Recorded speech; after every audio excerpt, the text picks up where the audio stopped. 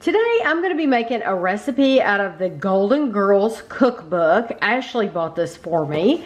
We are going to make Southern not fried chicken. This is, they've divided the book up into different sections for the different ladies. This is actually in Blanche's section. So Blanche, this is Blanche. And Blanche was always very worried about her looks and her figure. And so this is supposed to be a healthier version of chicken. So what you need is 4 large bone-in chicken thighs. You need 1.5 cups of buttermilk, 6 dashes of hot sauce. We're using Frank's Red Hot Sauce. 1.5 teaspoons. It says fine sea salt. We have coarse kosher salt. That's what we're going with because that's what we have. You need 1 egg. 1 cup of toasted panko, which we're going to be toasting this. I bought the Great Value kind. 1 teaspoon of onion powder and some vegetable spray. So this is just regular vegetable spray. So what you want to do is you take your 1.5 cups of buttermilk and you pour it into a big bowl. And then you want to take your kosher salt, put that in the bowl, and then you take 6 splashes. It just says 6 good splashes. 1, 2, 3, 4, 5, 6. What do you think, Kevin? That might be too much, but whatever. I think it's to taste. Can't have too much. Can't have too much. And then you want to stir this up like this. And then we're going to open our chicken and put all 4 of your chicken thighs in the bowl. And you're going to cover it overnight. So just drop them directly in that bowl. And so you're marinating this. So we're starting this recipe one night. And then we're going to actually, I want to turn them over like that. And then we're going to actually finish it tomorrow night. And it does say turn them over when you think about it. So it's not like it's a set in stone amount, but you know, a couple of times the next day or that night, just turn them over in the marinade. So I use this big bowl because I have a lid for it. If you don't have a bowl with a lid, just use aluminum foil or plastic and cover it up in the refrigerator, and I'll be right back. What you want to do to toast your panko breadcrumbs, I'm using parchment paper just because I'm lazy and I don't want to wash my pan, my cookie sheet. But I have parchment paper here. You're going to spread out your panko breadcrumbs. Heat your oven to 350 degrees. And this is going to only bake for a total of 5 minutes. And you're actually going to, about 2.5 minutes, we're going to take it out, flip it over, and put it back in for the remainder of the time. So these were in for 5 minutes. We did scoot them around after about 2 minutes. So I have a Pyrex bowl here with a lid, and I'm going to take my parchment paper and try not to dump this out all over the place. I'm going to be very careful. There we go.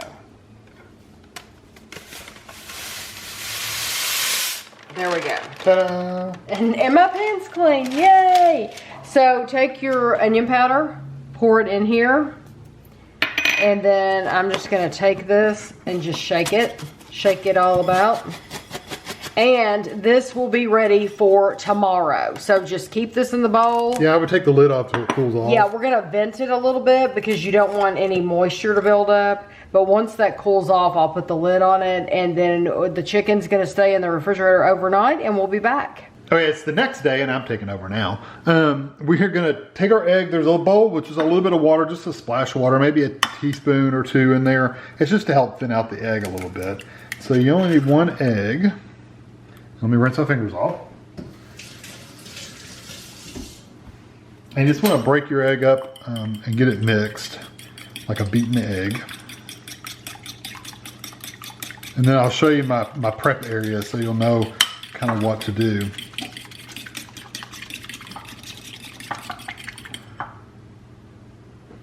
All right, so I've got my chicken. I've got my egg that's now beaten. I've got my panko crumbs, which I've already got the seasoning in there. So it smells Oh, that smells so good. I've got a cooling rack with a piece of parchment paper underneath of it. That's where I'm going to stick my breaded chicken. And then I've got my oven preheating to 475. So 475. And then I've got a baking sheet with another piece of parchment paper, which I'll show you in a little bit, or Tanya will show you now. All right, so the next step we're going to do. Like I said, this has been sitting overnight. In the refrigerator. In the refrigerator, yeah, not out. Don't want to let it sit out. And now you're going to dip it. Basically, we're going to shake off the excess buttermilk. We're going to dip it in the eggs, dip it in the panko, kind of press it in a little bit, and then lay it over here. So I'm going to, ooh, that is thick, thick, thick, thick, thick. You know who would not like this part? Who? You? Ashley. Oh, yeah. Ashley would not like putting her hand in that. Now you're supposed to have a wet and dry hand. I'm not going to do that. I'm just going to just go for it.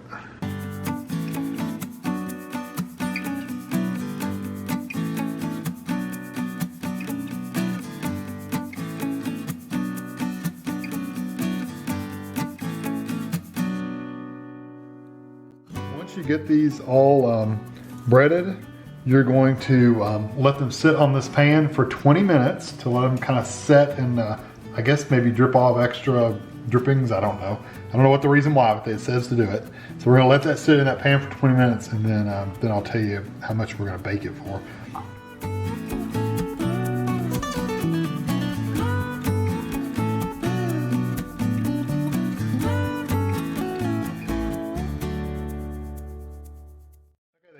They've rested for 20 minutes, so I'm just going to move them over to my my cooking sheet with parchment paper. It said to spray the parchment paper, but we have found that you really don't need to. It doesn't stick. If you were to use aluminum foil, then yes, spray it, because they will stick to aluminum foil. But for parchment paper, we've never ran into a problem. So I'm going to put these in the oven. Again, the oven is at 475. They are going to bake for 35 minutes total. It didn't mention anywhere in the recipe about flipping them over, but we have found before when we cook with panko, it's always really good to just flip them over. So we're going to set it for 17 minutes, flip them over, do another 17 minutes, and then we'll make sure they're done with the thermometer to about 165, 185, somewhere around there. It's been 17 minutes, and even though the directions do not say to flip them over, we're glad we did, because they would be, I can't imagine them being in for another 17 minutes. They would have been burned on the top. So we flipped them over. We're going to put them back for another 17, and then we'll check the temperature. Okay, I'm very, very glad that we did flip them over halfway through. Yeah, I don't know. They would have been scorched. They would have been, well, they would have been burned. So we're going to take the temperature. What should the temperature be? What is your temperature? What should they 165. be? And it is. That's the biggest one. Yeah, that's what I'm checking is the biggest one. Yep. Yay, it made it. So it's usually, once it gets up to that temperature, I'll always check the smallest ones too. yeah. Okay. And just don't touch the bone, because the bone's going to be hot. Yep. We're good. Yay. So now we're going to put them on a plate and give them a try. Okay. I'm very excited to try this. It smells incredible. I like chicken thighs. I really do. I used to do chicken legs were my favorite. I've gotten to where I like chicken thighs better because they have one bone and you just basically pull the chicken off and eat. Well, you don't have to fight with it or anything. I think if you have kids, legs are good. Legs are good, and you're mainly, as a child, you're raised to eat chicken legs. At least we are around here, because it's just easy. But really, the thigh has so much more meat on it, and it's just delicious, so why not? I hope it tastes as good as it smells.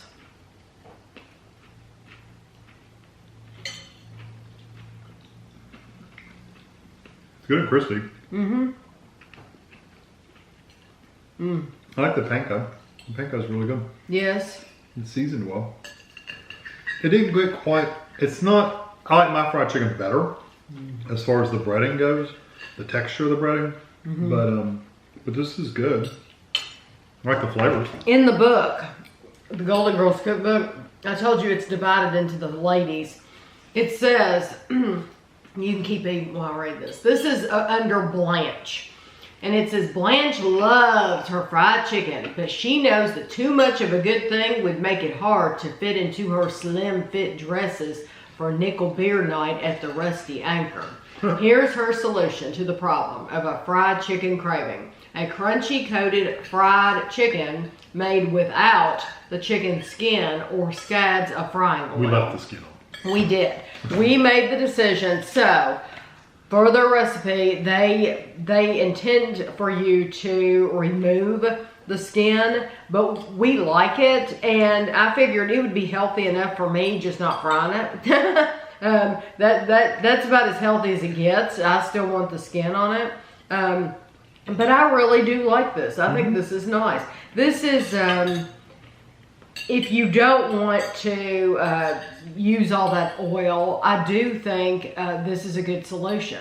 It is. It's very good. You don't have all the cleanup. So for cleanup, all we have is a piece of parchment paper to throw in the garbage. All the other dishes, the bowls and stuff like that, Already done. are already washed because you have plenty of time while this is baking. I would definitely flip it halfway though, because it's going to burn if you don't. I agree. But I do think I got some on the bottom, and I was worried about the bottom being mushy because there's a lot of liquid on the bottom. But it's not. There's still crunchiness on the bottom too. Now there are some wet spots of panko, but it's not bad. I think it's because you toast them first before you put them on there. If you just put raw panko on here, I think it would have gotten soggy. Right. But toasting them up and making them crisp before you even ever bread them, I think really made it to where it stays crispy. I like the flavor. The flavors are really good, and it's not an overly seasoned piece of chicken either. No, you get a hint of that Frank's Red Hot sauce, a hint of it, but it's not strong at all. I mean, I could have used more. I could too. Yeah, because I would have rather have had a little bit more of that flavor in there. But it's still really good. I'm sure, I don't know, because I don't cook a lot with panko, I'm sure you could get seasoned panko to where if you don't have onion powder, you could buy it just already seasoned. And that would be good too. But now, I really like this. I think this is something I would do again. Yeah, it's not dirty enough. You're not worried about frying it, all that stuff. No. It's really easy. And you could put any side. If you like mashed potatoes would go great with this. Green beans would go great. A roll. This is a really nice. This would be good for guests because you only do have one bone in there, so this would be nice for a nice dinner. And you can make as much as you want. You may have to make more marinade and more. You'd have to toast more panko crumbs and stuff like that. Right. But so just double up everything. The buttermilk marinade. Buttermilk marinade. Right. Was enough to cover these 4 thighs. Right. So you would have definitely had to have more if you added like 4 more thighs. Right. You would have had to have more to cover it. Or you just had to rotate it more often, one of the two. I think if you rotated it more often, you could probably get by with what was in there. Probably. Or just use the rest of that thing of buttermilk. Right, because we still have buttermilk in the refrigerator that was left. Yeah, I think it's a good recipe. So yes, this is nice. And something that I do with my recipe books is I like to put, now that we've had it and we know what we think, we have an opinion, I like to put the date on the page of when I made it, just for the heck of it. You don't have to have the date. And what we thought. But what we thought of it. Yeah. Would we make it again? Did we think, that it was excellent or good? And we make notes on anything we think is a shortcut. Like we'll say, flip halfway. Halfway between. You definitely need to flip it. And I would probably put, instead of 6 dashes of hot sauce, I would put more like 10 dashes of hot sauce because I would like to taste that red hot sauce more. Maybe even like half a cup. So yeah, any changes you want to make, don't ever be afraid to write in your cookbooks. It's your cookbook. And that's the fun of passing down to your children or grandchildren later, is they get to see all your little notes and stuff. And when you on. made it, and if you would make it again, or if it's something that's like, this was a complete fail, or we just didn't like it. So I hope you enjoyed the video, and thanks for watching.